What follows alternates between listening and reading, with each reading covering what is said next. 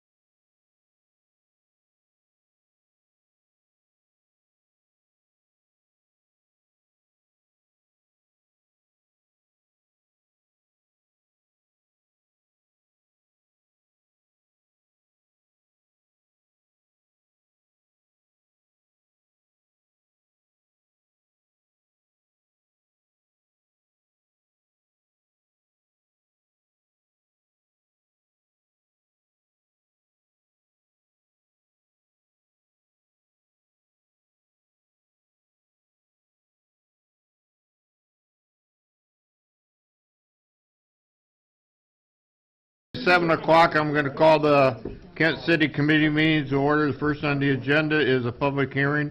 We need to think of a really Bridget, chairperson. we need a roll call. So there's like one person who can be great at that. Thank you. That's Ms. Stelko?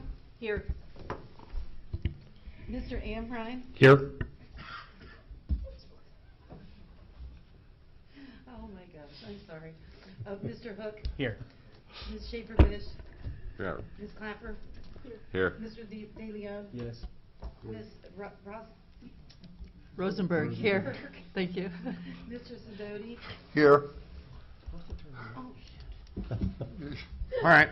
Hang on. And Mr. Bridget. Turner. Point of order. Mr. Turner. Here. Thank you. Oh.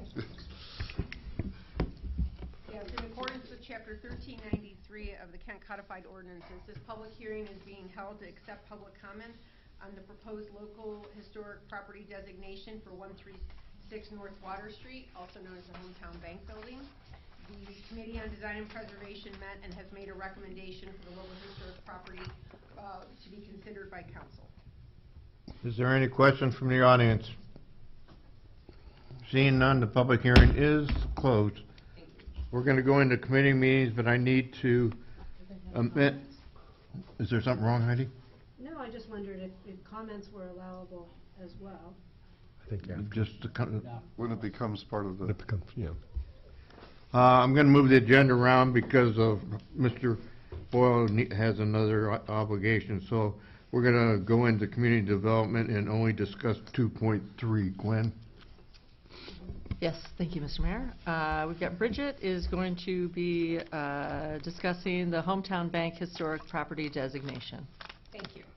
As mentioned in the public hearing, the city received a request from Hometown Bank for the consideration of 136 North Water Street as a property for local historic designation. The Committee on Design and Preservation met on January 14th, 2025, and voted unanimously to make that recommendation for that designation to council. We have Howard Boyle with us tonight, who's going to give you some history on the building, and then I will come back to the mic and answer any questions you might have specific to the designation process.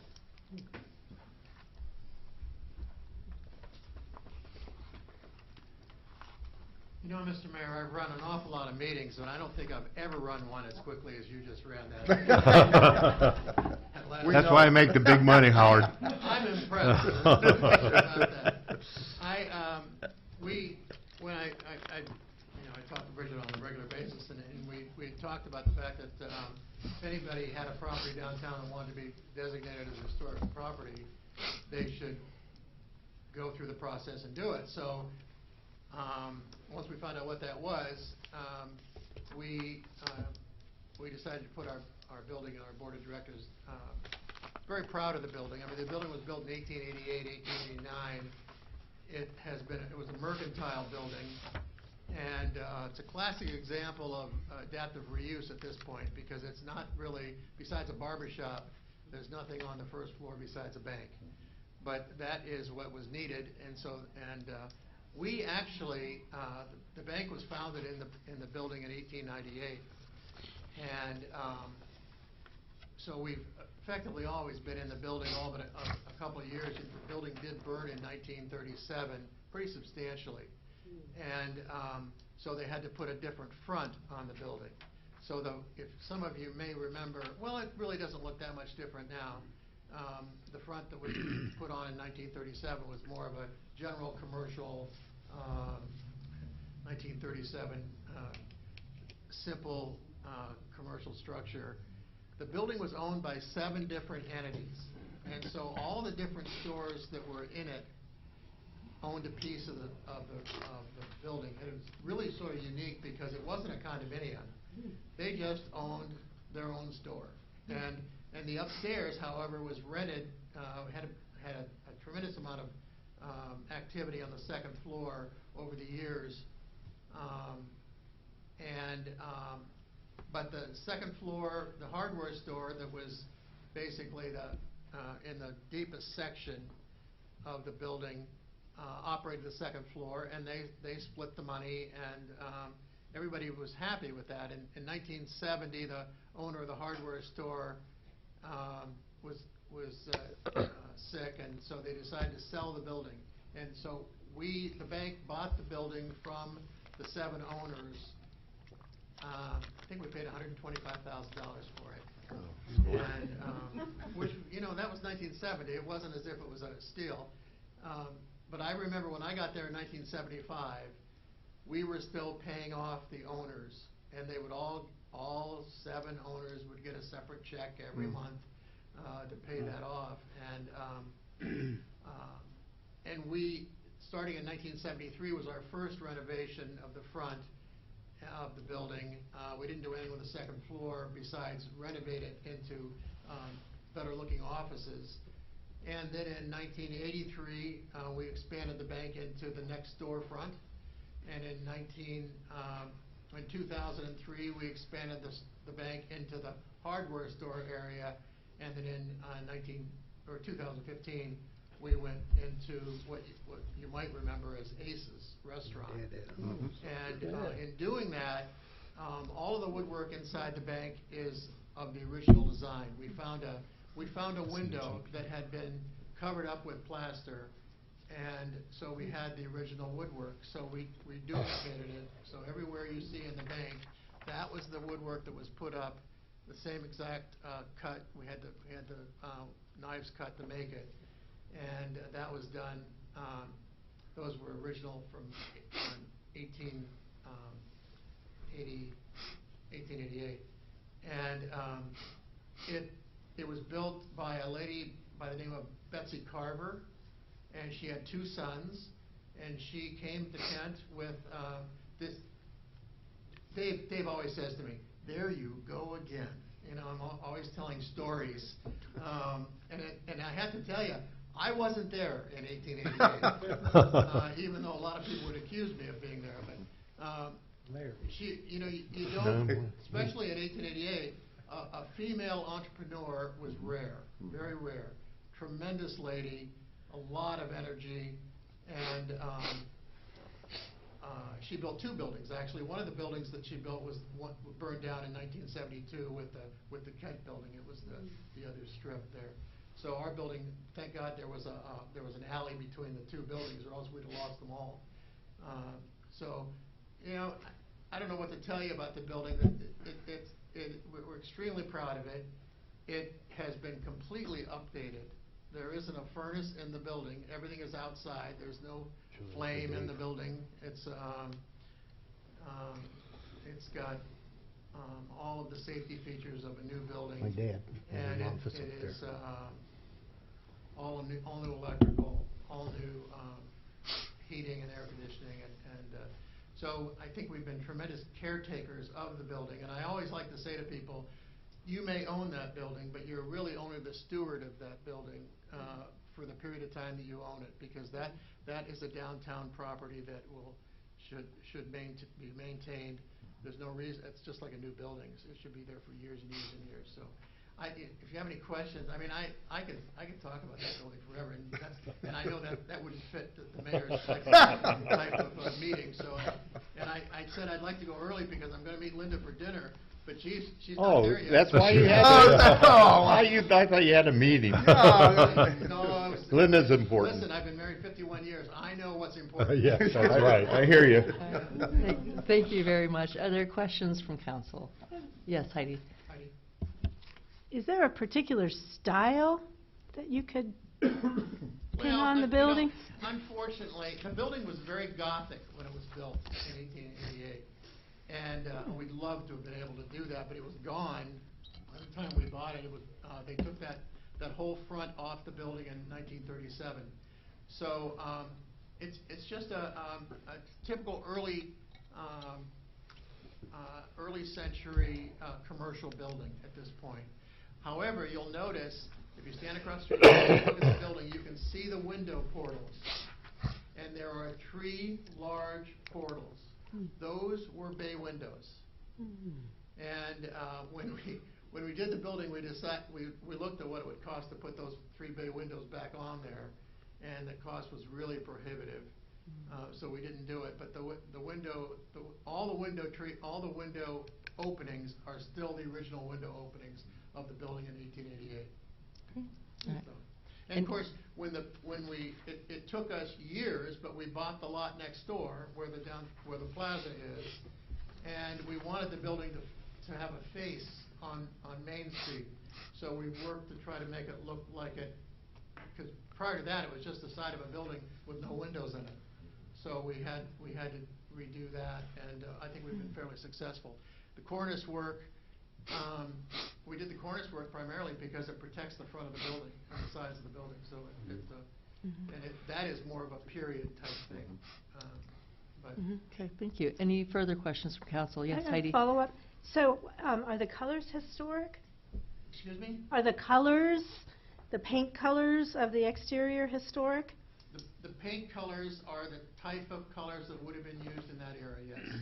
Thank you. Yeah. If you remember, in 1973, until we painted the green, and we worked very hard with the Historical Society and also the Architecture Review Board to get those colors properly done. It was a beige and brown, because they liked beige and brown. Well, beige and brown would not have been appropriate for a building built in 1888. So we acquiesced to that and came up with the color scheme that is more appropriate for that era. We don't have any idea what colors there weren't any color pictures of it at that point, so we don't have any idea. Okay. Any further questions from council? Okay, any questions from the audience? All right, back to council. Yes, Heidi? Yeah, I would like to move, that we approve this with the emergency clause.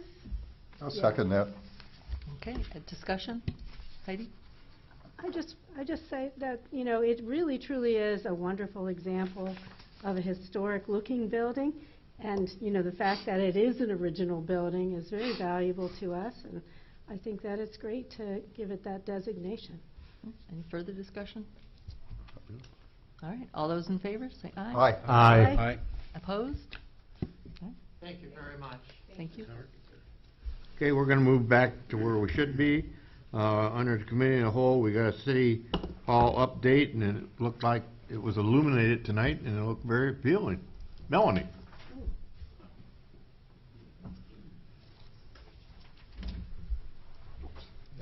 Take care.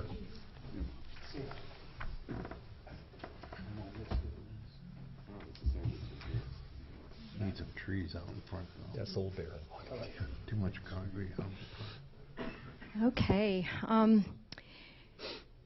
So I'm very excited to be here. It's getting close enough that I can almost feel it.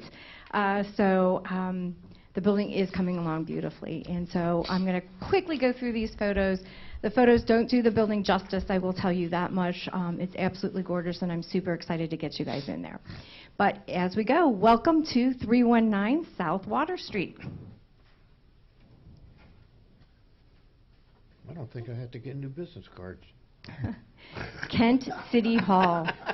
I think that council did an outstanding job, once again, really wanting to create that transparency sense. And as you can see, this is standing right at the corner looking up at the building. That total glass really does begin to associate that openness that we wanted to the public down at that lower level. Just as a quick reminder, the departments that are going to be located in this building are Kent City Council, which will include the council chambers, council member office, so you'll be able to bring constituents in and have a conversation with them if you'd like. We'll have the mayor's office, the clerk of council, city manager and the administrative assistant, the law department, the HR department, the finance department, including utility billing and tax assistance, civil service, and we were able to actually get the IT in there. We've got a nice space down below for them. As well, there's plenty of room for the economic development director, the community engagement coordinator, should staff desire that that's where they want to be in the facility. So why don't we go on in through this lower entrance. So this is your two-story atrium as you're looking up to the overlook off that second floor. This is large, it's 2 stories tall, it's very open. This picture was taken today. Today was a very gray, dreary day, but it just begins to show us exactly how bright all these windows will be bringing that light in.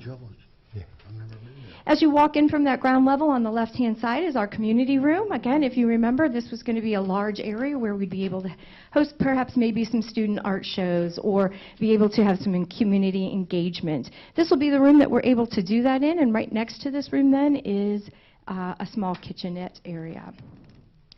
This is how large that room looks inside. You're able to put approximately 25 people with tables and chairs.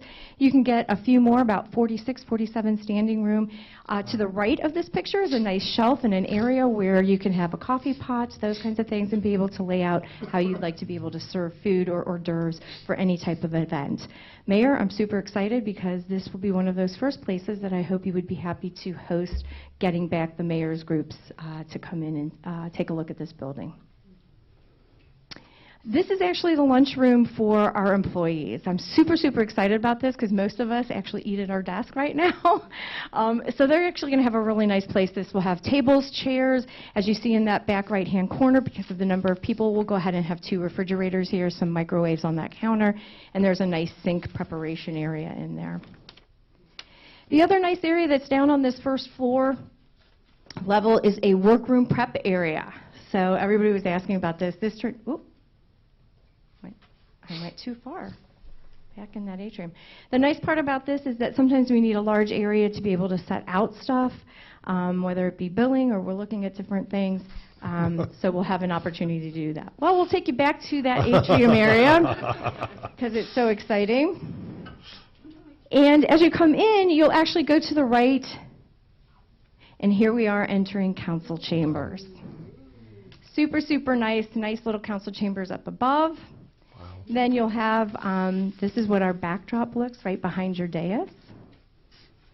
And then looking out from the dais, this is what the actual floor looks like. To the left there, again, transparency, lots of glass area, and that's where your executive council meeting room will be.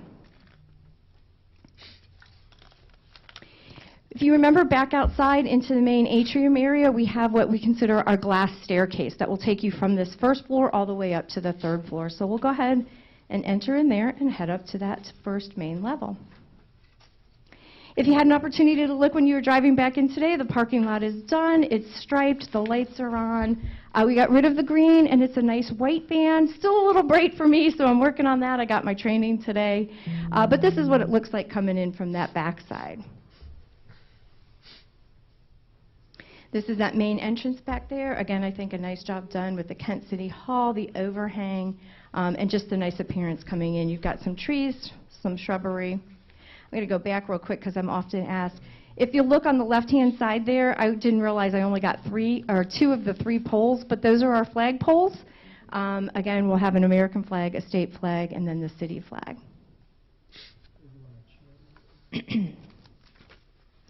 If you remember when you come in on that main level coming in, you go directly to the left, there's an overlook down into council chambers. This is what it looks like.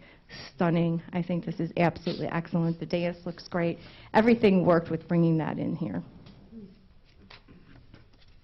This is actually the foyer area up there as you're looking out over and into the area. This is what would be overhanging from that bottom floor. And then this is what it looks like over. If you remember, I did attempt to put a tree in there this year. It was only 12 feet, and I was sadly disappointed at how small it looked when I got it in there. So I'm desperately working on trying to find at least a 20-footer for next year.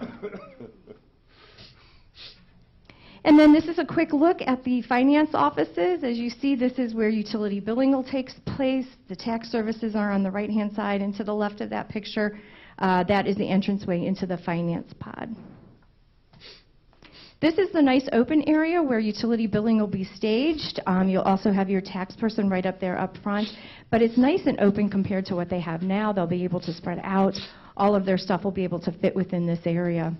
To the right-hand side here closest to us is a small little prep area, and they'll have their choice. They can either put their copier here, back in the rear, or up closer to the front. So there's plenty of data points and electricity that was provided for the stationing of everything that people will need. This is just a quick look at an office. I'm not sure if this was accounts receivable or accounts payable, but kind of a typical office on that floor.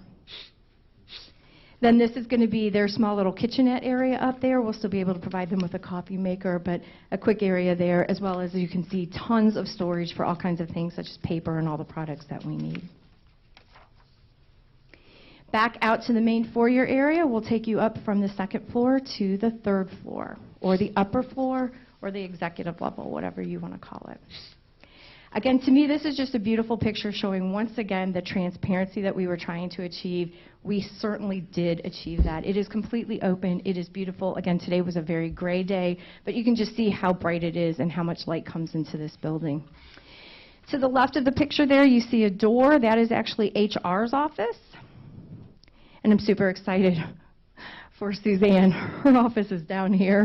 No windows, totally cramped. She's got a large, big area, and then some very good storage in her own personal space as well. This is the lobby area upstairs. Right through that, and looking out to the outside, is actually the large conference room on that third level. And then a small seating area, and then to the right there is where passports can take place, and the council clerk will be located.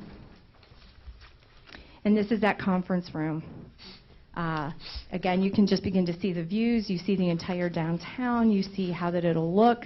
Again, very open, very spacious, very clean looking. Right directly across from them, opposite of that, this is the law office. So as you come into this, again, you'll be able to see our law director is to the right, assistant law director to the left, and then this is their big lobby area and open area for people to come in. The door to the left over there is actually, again, additional storage for law, which is desperately needed. So one of the things that I feel council did extremely well with this building is when it came to cutting things, the one thing you did not make me cut was storage, and that is super, super important.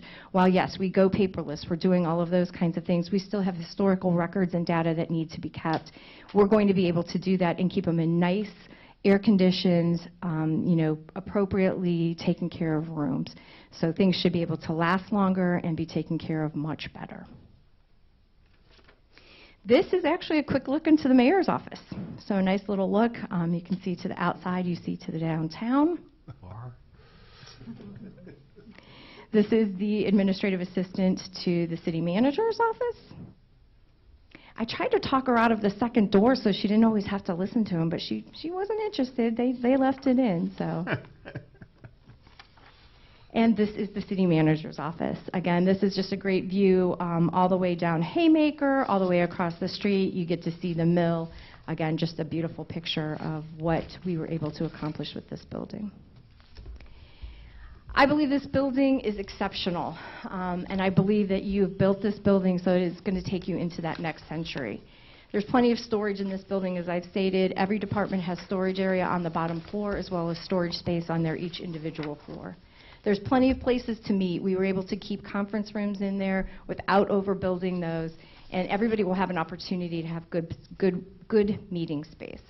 There's a large council chambers, and that is great because it can host all meetings that are required in the city. So if BZA or Planning Commission or a fire board or an outside board wanted to come in and have a meeting in that room, it is perfectly set up to be able to accommodate easily 100 people. The other thing that I'm really excited about, safety. We took that into consideration. It was a big concern of yours, and that is provided with the swipe key cards and locks. Nick came on board and was able to get us out of a little bit of a jam because not all of that had been considered, but we were able to convert all of the locks into a swipe card. So that's really good for security purposes. We know who's coming and going, but it'll make it easier as we begin to get used to that process. We have modern lighting with motion sensors for conservation of power, and we have controllable HVAC for each space, ensuring comfort while controlling use of heating and cooling elements. Again, part of our requirement was to design this building to LEED Silver, and because of these implements, we have met that. There's plenty of room for community involvement and engagements, as I showed on that first floor. And now most people don't take this into consideration, but there's a janitor closet on every floor. I know this sounds silly, but as somebody who's responsible for maintaining it, watching somebody try and schlep a wet bucket from floor to floor, even if there is an elevator, is a feat upon itself. So to be able to have wet spaces for each floor, a space for storage for each item, really is just an exceptional thing. You don't see that a lot, so that was a great process here. And one of the other things that we're really excited about, EV chargers was a big thing. We have 2 ports out there, so we'll be able to provide that. Those are installed, and they'll be able to, I believe, charge up to 4 vehicles at a time. Important dates. We do have temporary occupancy in this building. We received that on Monday, January 27th. We do have full HVAC, plumbing, and building approvals. We did not receive our full electrical because we aren't completely done with everything on the outside. Inside the building, completely done and ready to go. Outside, we still had our outside lights to go up and some of our outside lighting. We're in the process of finishing that because, as you saw, it was well lit tonight, but we're in the process of completing that. We did arrive at substantial completion for the contractor on Wednesday, January 29th, and they have 45 days to complete their punch list. I was informed today their hope is to complete that punch list by Friday. 9 pages worth of stuff, so they've done an exceptional job to get that done. Furniture delivery is planned to start arriving next Monday. So I'm pretty excited about that. They'll begin installation and building of the furniture that same day. The last delivery date, though, unfortunately, is going to be the week of April 7th. Now, that sounds horrible. It sounds like it's last, but really those are the items such as maybe some conference tables and things of that nature. So hopefully most of the desks, all of that, the tables, the chairs that are needed for operations to occur will be in by mid-March for sure. Items such as soap dispensers, toilet dispensers, sanitizing stations, and cleaning items arrived last week and were installed. And again, the EV chargers are installed and we're just waiting to commission those. So I hope to see you real soon, and instead of having a meeting here, we have it there. Any questions?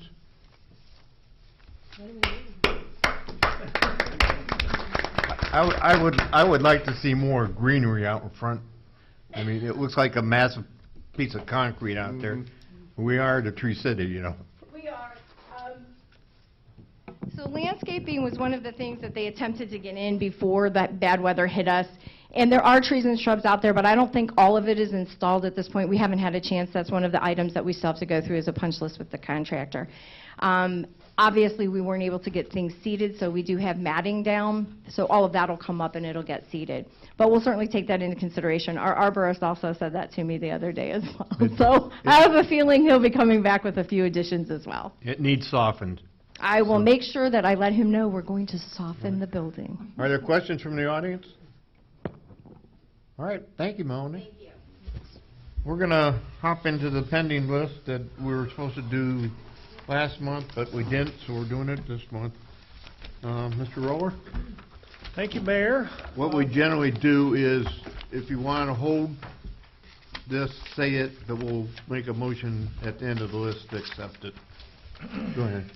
Thank you. Thank you, Melanie. And I will say what she didn't mention is she can now speak with some actual knowledge of where laminate is made for tables and furniture, because one of the natural disasters wiped out the primary source of laminate for furniture, and that's part of the reason for the delays. Who knew? Supply chain, right? She thought she got through COVID and those 2.5-year delivery schedules and thought she was sailing through to the end, but nope, Mother Nature thought otherwise. So again, we are excited to be in there, and I think it is such a prominent building on a prominent corner, and we really want it to be a point of pride in the community. So I think we're well on our way with some greening that needs to be done, as the mayor said. So pending list, you know, I had asked Hope to do this, and clearly she disregarded my directive, but that's okay. I do this. Because forgive me, I had been sick that night, and she said, I'll be happy to take care of it. No, it's really, actually this year is a little more straightforward. Some years we have uncertainty about some items, like should it stay, should I stay, or should I go? This year seems to be fairly straightforward, so I'll run through it. And actually, I was noticing, I don't know why, my recommendation's slightly off on number 1. The senior center, that's actually been on there since 10/17, and there's been, if you read the paragraph, I'll summarize it, but there's been a bunch of different meetings in here with different sort of experts in senior facilities, and it got sort of pulled into the whole discussion of Parks and Rec and their master plan. That's why the recommendation, I mentioned the master plan, but actually, I don't know if I was just having a mental break that day, but Angela did give the summary of the master plan, so I'm not quite correct on that statement. But what I will say is correct. She hasn't, and we were talking about this just a few minutes ago, we don't have a sense of priorities for her yet. There's a lot of projects in that master plan. So one of the things I presume I actually need to ask her, is the senior center addressed in there? Yes, no, maybe? Because Parks usually runs those. So the thought process is we still don't have a sense of prioritization from Parks and Rec if it is indeed in the master plan. But it's, needless to say, it's on the radar screen, it's on our pending list, and we're suggesting to continue it, keep it on the pending list. And not to steal anyone's thunder, but Melissa was mentioning that she's been talking to Angela about, even if we don't have a center, maybe we can still do senior activities, especially in like our new community room or some of the things at City Hall or other city properties. So we don't have to have an official center to offer some services and some activities. And I think those would be great, because maybe they'll build some momentum and support for an eventual facility. So I'm going to recommend you keep that on the list as Any is. comments? All right, we're going to hold it on the list. Did, Roger had his hand I up. just have a question. sorry. Are we leaving on this on because at some point council will be exploring the idea of creating a senior center advisory committee? Because There that's what it's titled. Is that, you follow what I'm saying? It got lumped all together. So you had a Okay. couple of different pending list items. Right. The advisory committee, a center, you had and services in general for seniors. And you sort of, at one of my annual pending Yeah, list it was updates, all- I suggested, let's consolidate it. Now, we kept the one title. I could probably maybe change that title a little better. I'm just saying, that appears, it's so encompassing that it's not just having an Correct. advisory committee. so Correct. It is all of That's those all I'm things. questioning, so, okay, that makes sense. I gotta say, there's just, according to Bridget, there's just under 3,000 senior citizens that actually get the WD-40 out and oil their wheelchair, go down a boat. So if a levy's in there, we gotta start looking at these people. Yeah. So, okay, that was number one. Do we just, I forget how we do this. We just move along? We're gonna hold that. Okay. The discussion with Franklin Township on sidewalk shoveling.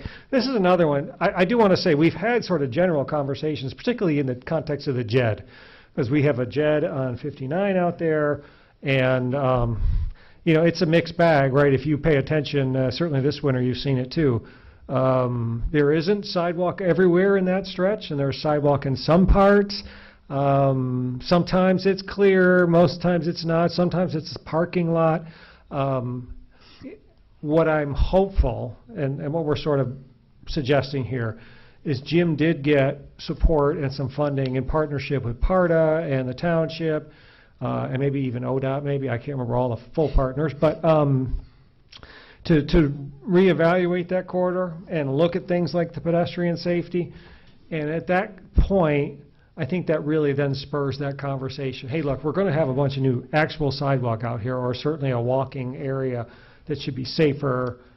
Let's figure out a way between the various entities to keep it cleared in the snow. I imagine it's the kind of conversation that certainly could be eligible for our little sidewalk snowplow person, because that we've tried to keep them focused on the major walkways, and that to me would qualify. So I don't have anything specific to date, but I'm going to suggest you kind of rely on those conversations and that project. So keep it on the list. Heidi? Yeah. I'm glad you mentioned that there aren't sidewalks to shovel. I used to work in that location, that area, and there are little goat roads that people create, Yes. walking from one business to the next, or walking from, residential or offices to the stores and stuff. So it would be nice to really take a look at that. And this is the first I heard that these are ODOT sidewalks. Because when there's a new development, they tend to put in new sidewalks, then that end abruptly.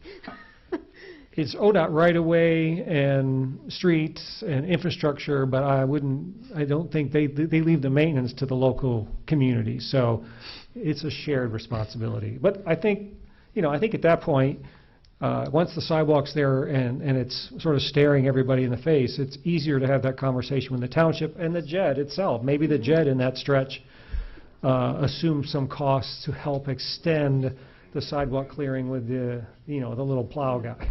Yeah, personally, I'd like to see sidewalks installed in some ways even before we focus on the clearing aspects, because the sidewalks are needed year-round. The clearing is needed intermittently. Every 15 minutes. Yeah. Every 15 minutes sometimes. Right. The sidewalks are so close to the. I know, it'd be great to pull them off. I mean, if we could. Have your own traffic for that section. Jim is well aware of all those issues, and that's very much why he went into this project, to be able to partner with all those entities to come up with a better design for that. More pedestrian-friendly, safe, vehicular safe, or lower conflict points, all the stuff Jim likes to talk about. So keep it on the list, and Jim will keep working on it. Is that good for everybody? Okay. Good.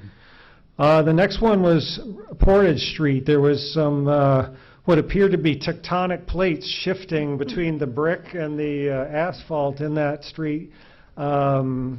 It kind of speaks to, Howard could probably talk about the history of that street, because you can see, you could see some of the history when they were still brick streets. But it had gotten bad enough that we had to intervene, and Jim did. He got a contractor, and they made repairs out there. I don't want to call them temporary repairs. They're more than temporary, but they're not necessarily the final permanent solution forever, but they're good for now, and I think we could remove that from the list. That's my recommendation. Any comment? All right, it'll be removed. Next. Mr. Clapper had, actually, he was a resident first, I think, right? And then Jeff had a bunch of information from his own background in the industry, but there was question and a request to amend our regulations regarding semi-tractor trailer trucks parking overnight in residential neighborhoods.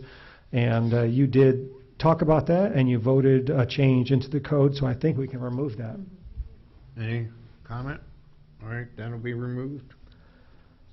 The number 5 is lifting the adult use marijuana moratorium. Say that 5 times fast. And you did that. You actually did more than that. You supported and adopted new regulations both in the zoning code, and we have a sort of management operating agreement with Bliss in particular, the single entity in town. So I think at this point that topic can be removed from the list. Any concern? All right, moving on. That'll be removed. You asked to put on exploration of the use of a consent agenda. You've been doing that now for, well, since I think starting in September. So I'm going to suggest you can remove that from your pending list. Everybody satisfied with that agenda? Yes. All right. Removed. Oh, go ahead, Chris. Not sure if this made it in the final text, but we did talk about it being a trial period. So I do want to make sure that maybe at a future meeting we can. I think it was 6 months we were going to try it. Yeah, so that would be March. So maybe at a future council meeting we can. Well, it's up to you. Do you want to keep it on there and we can pull it off next year after we have that meeting, or Let's simplify it right now. Make the motion to keep it or to get rid of it a month early. I suppose to keep us consistent with the text, let's keep it on for one month. Okay. All right. Fine with me. That's totally fine. Hold So for a let's month. just make note of that. That'll retain. You also, number 7 was recognize Juneteenth as a city holiday, and that has now been incorporated into all the union contracts and the city's general compensation plan, so you can remove that from the list. Any comment? All right, remove. So in the committee items, you had referred the Land O'Lakes noise issue. As you recall, that was a pretty heavy-duty topic of conversation for a while. But I'm pleased to say that after a lot of work and good work by Hope and her staff and others, but Land O'Lakes corporate has decided to make significant investment out there, and they're upgrading, changing out their equipment. They actually already sort of late summer developed some operational changes that did help modify it. It didn't eliminate it, but it did reduce it, except for those days when it hit like 105 degrees and they were running those things full bore. We got the complaints, came back. So we thought it was solved early summer when the temperatures were decent, but the good news is that doesn't even matter, because they're going to go ahead and replace that equipment, upgrade it, and they're even going to try to install sort of baffles around it to help keep, the noise from heading towards the neighborhoods. So I think at this point, we can remove it from the pending list. Any comment on that? All right, it will be removed. Further? Yes, the second one, and this one, you've had a series of noise ordinance questions come up. This last one was the barking dog. The husband, I think a husband and wife, came in and spoke to the fact that they were cited for their dog barking, and they thought the language in the text was too loose, not tight enough, and they felt like, well, regardless, they asked council to reevaluate it. We haven't had a chance to do that yet, so I keep that on the list. Any comment? I have a question. Go ahead, Gwen. Are they still getting cited by that neighbor about a barking dog? I do not believe so. I can't say that for sure. We'll check if that helps. I think we would have heard. I'm pretty sure whenever they were, I don't know, Chief probably doesn't remember. I feel like I thought he said to me, we're going to hold off on any further citations, but I don't want to overstate that. I just want to make sure that while we're. Yeah, that's not piling up. Yeah. Okay. I can say, it's in my neighborhood. Oh. No, there has not been any further that I'm aware of, because I would know. Okay. Well, this is another one of those difficult neighbor-to-neighbor type situations where they look for the city to help solve a dispute. It's not easy. They're kind of our least favorite. We always want to help, but helping one seems to not help the other. All right, so keep that on the list. The fur regulations in Kent, there was an individual from Aurora, a young man from Aurora, that came and asked Kent to adopt no fur sales, animal fur sales in Kent. I remember Amy was still here then, because she actually did some research, and she said there is no fur retail locations in Kent. There's no fur farms in Kent. I know at the time she said, I think we could kind of defer that, and I feel like I sent you an email on that too that kind of said, hey, I think we're just going to let it pass. And Amy did talk to that individual, and he called back and she explained that to him. So it did get back to him. Although I will say Amy's apparently still on the job, because last week she texted me an article of fur farms in Ohio, not Kent, but she's like, apparently there are fur farms in Ohio. So she's still on the job. But I think at this point, we can remove that from the pending list. Any comment? It'll be removed. The other one was the downtown street closures. And actually the night I was sick, I believe Eric and Dom gave a little bit of an update to you discussing, hey, here are some things that we're going to try to do to recalibrate the event closures for festivals downtown, to try to better balance the sort of safety precautions and the fun festivities that come with closing streets, with the fact that there are businesses that are impacted every time we close those streets. So I think we've got a sort of some new things in motion now, and I think we're hopeful that that'll work, and we'll continue to modify that. But I think at this point we've essentially satisfied that. And please remember, if a month from now you are any one of these things that you're like, I think we need to, you can always ask to put it back on the list. So this is not like it's gone forever and you can never speak about it again. So I think for now it's an item that we could remove from the pending list.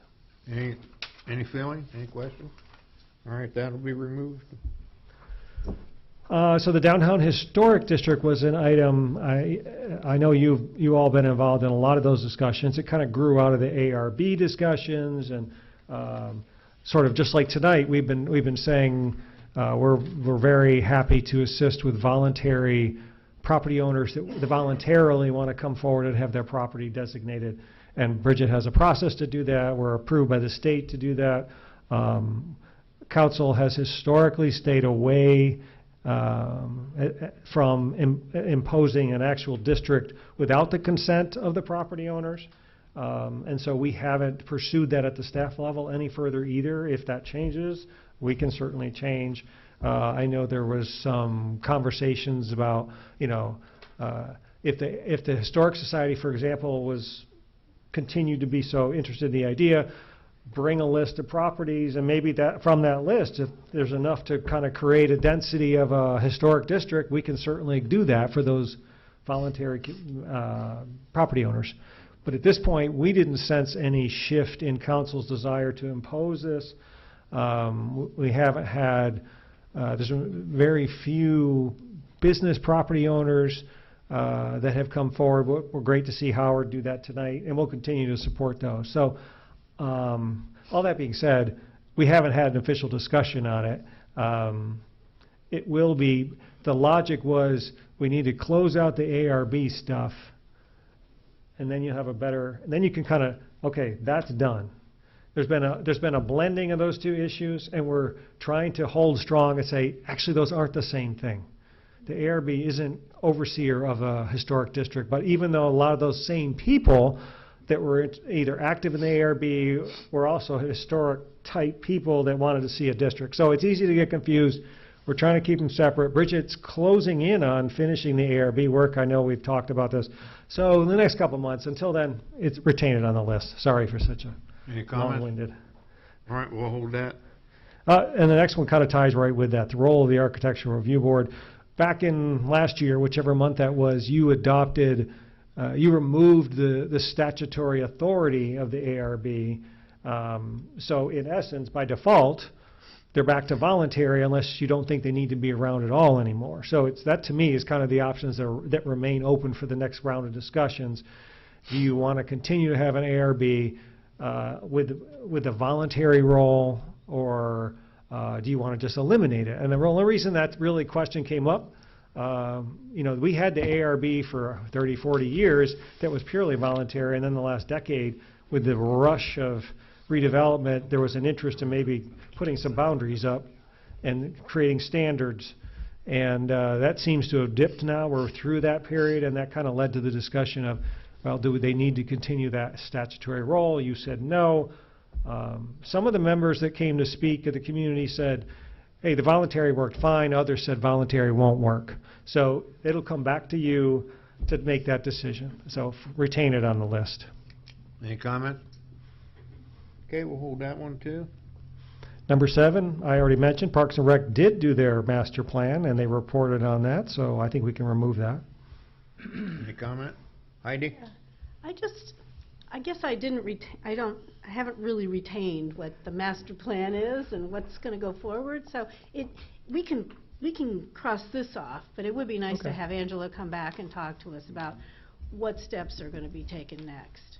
Well, and that's, I keep looking to Melissa because she's sort of the liaison to that group. So she's been an active liaison, and she said she's already meeting with Angela frequently, talking about next steps, both in terms of Roger's issue and actually Chris's too last month. How do we finance this? Are we going to get to that discussion? In order to know how much finances are needed, we kind of need a better sense of the priorities of the Parks Department and the Parks Board. They need more staff, they need capital projects, they need both. What does that total number look like? And then how do once we have a target for the number, we can then dig in with Rhonda and say, Rhonda, how are you going to pay for this?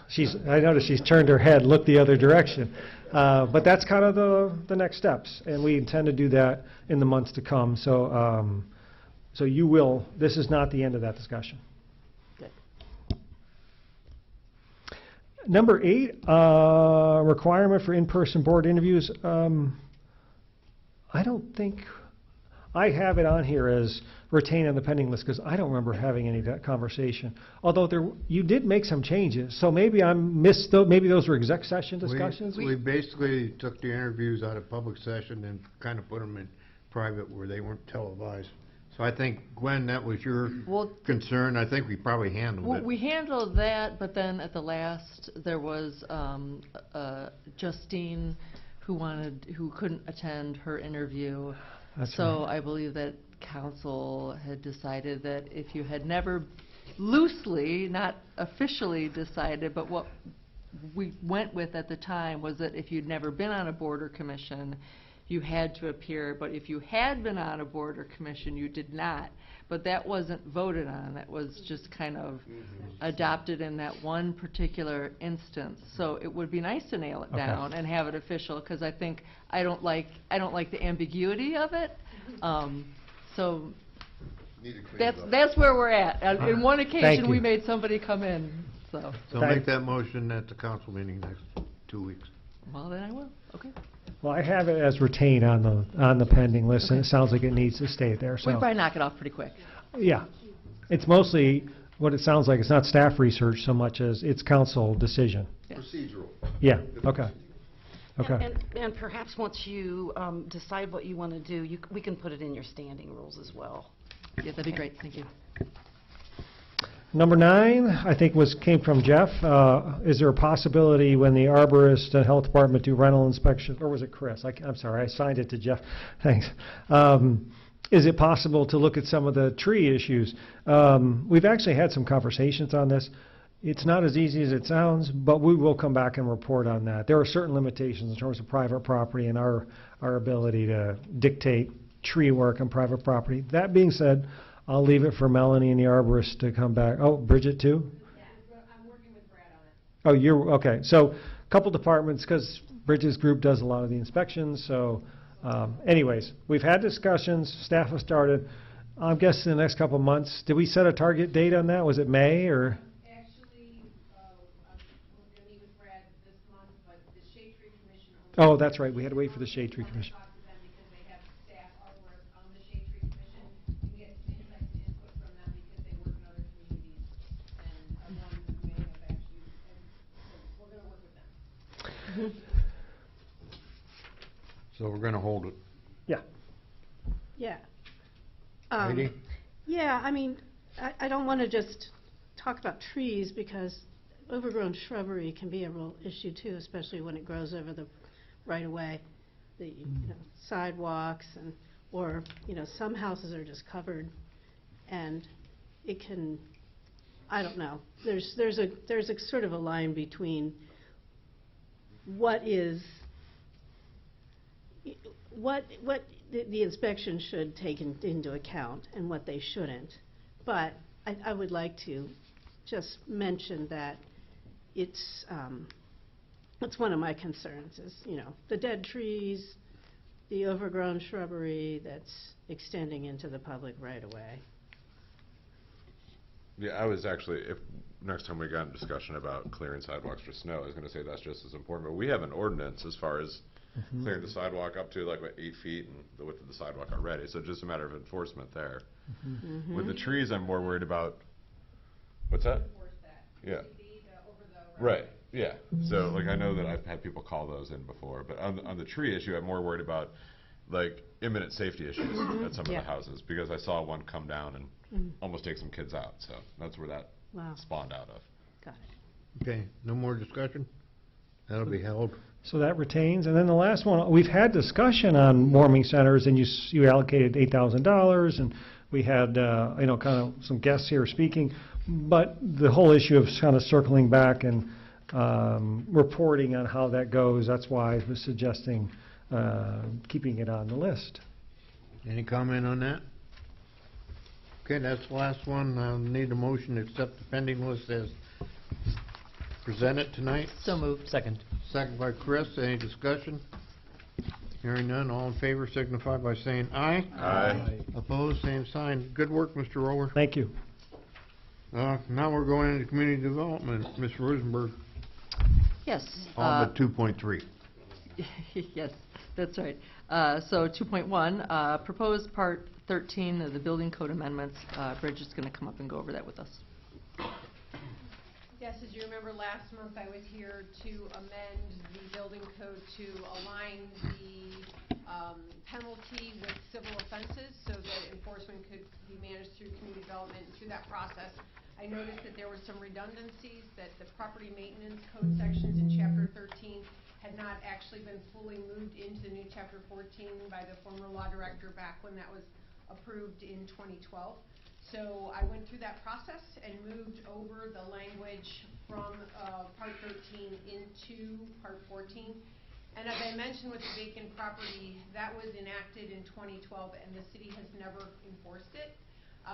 The registration fees were high. Vacant was identified under this, basically a snowbird couple that goes to Florida would be paying $500, would need to show us proof of bonds of $300,000. There was a lot of inconsistencies with this.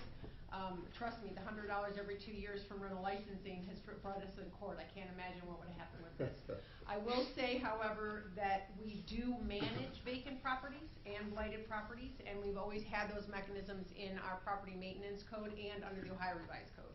So for those of you that have been here for a bit, well, all of you will remember the housing crisis that began in 2008, but really took a major caused a major impact in our housing was between 2010 and 2012. We received Neighborhood Stabilization Program grant to address vacant properties that had basically, they were walkaways. They weren't even foreclosures. People just, they got into houses they couldn't afford and walked away. We had about a dozen here. We were able to address all of those through existing code, never needed to use the vacant registration.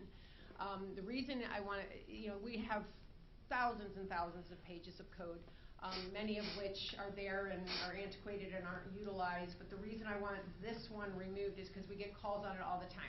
Because companies are like, oh, well, I should register this, right? And we're like, no, just we're aware if you have property maintenance issues, if your utilities are turned off, because we coordinate with utility billing to make sure utilities are on. Because if you have water off, then it is basically a condemned house, and we will do that, we'll placard the house. So we use all those other mechanisms. We just let them know you need to maintain the property. If you're not cutting the grass, we'll be contacting you, but we do not want your $500. We do not want your $300,000 bond. So this is really just to, we still continue managing these properties, but this chapter really would create more issues than it will solve. So I could go through all the different changes, but honestly, they're code specific, to condemnation. It's basically giving us the language that we need to enforce as civil offenses, exterior and interior property maintenance. There was some language that was in actually the chapter 13 that I did like, and I pulled it into 14. We had the mechanisms to do it, but some of the wording just allowed more clarity. So I can answer any questions about the specifics of the language that's stricken and that's been added. All right, any questions from council? No questions from council? Any questions from the audience? All right, back to council. With emergency. Second. All right, any discussion? All right, all those in favor signify by saying aye. Aye. Opposed? Okay. Thank you. Thank you, Bridget. Thanks, Bridget. Up next is also Bridget, don't go anywhere, the Haymaker, the Haymaker Farmers Market sublease renewal. Yes, this is an item that is before council every year. I refer to it as a housekeeping item. So as you are aware, we actually sublease the area that the Haymaker Farmers Market uses for its outside market every year, and we then sublease that to the farmers market. I will tell you, I am asking for approval tonight, same agreement that we had before, just changes in dates. It's always the first Saturday in April through the last Saturday in November, weather permitting. Sometimes they might move it inside sooner, but that is the window of time. It is contingent upon approval by the railroad, and I have received an email just a couple days ago. It has been moved, and it always is moved in January to legal counsel at the railroad, but it does usually take a bit. We always seem to get it right before the market opens, but they would let us operate even if it isn't. So it's contingent upon approval by the railroad, which has never been denied, so I will say that. I do have Andrew Rome here. He popped in. He said he just wants a few minutes to talk to council, so I'm going to let him come on up to the mic.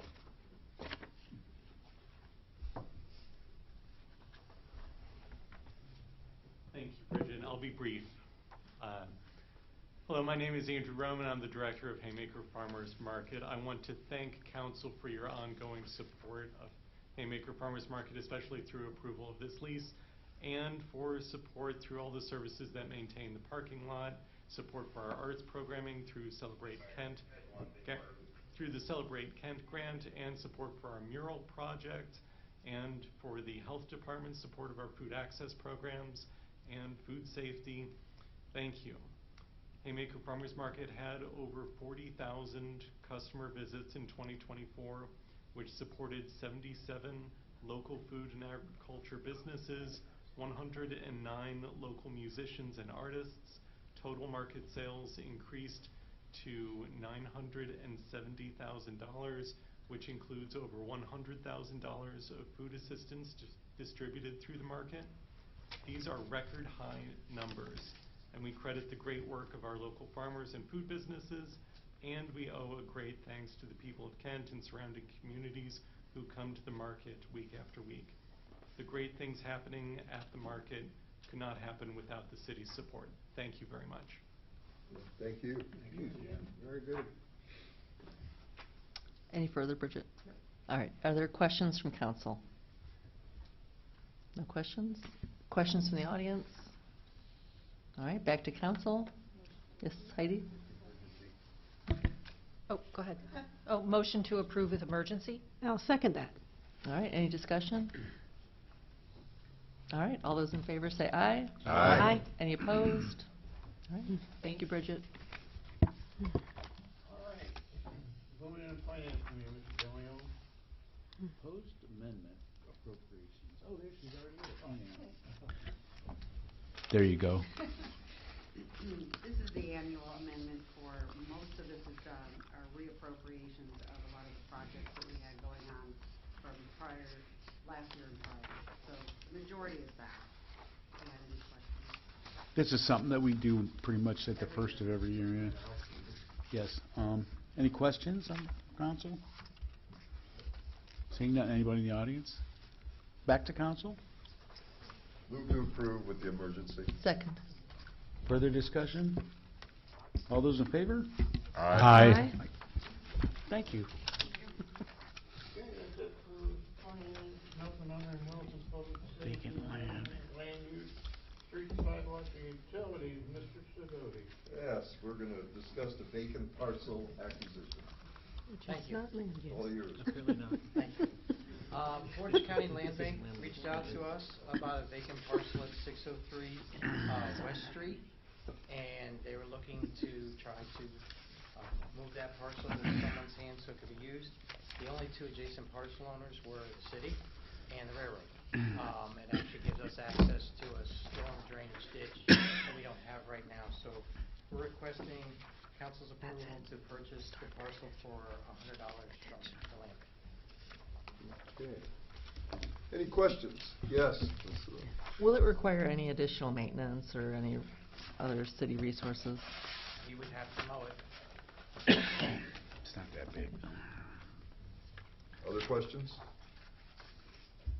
Seeing none, anyone in the audience interested to speak to this? Seeing none, back to city council. Move to approve with emergency. Second. Further comments? All those in favor signify by saying aye. Aye. Those opposed, same sign.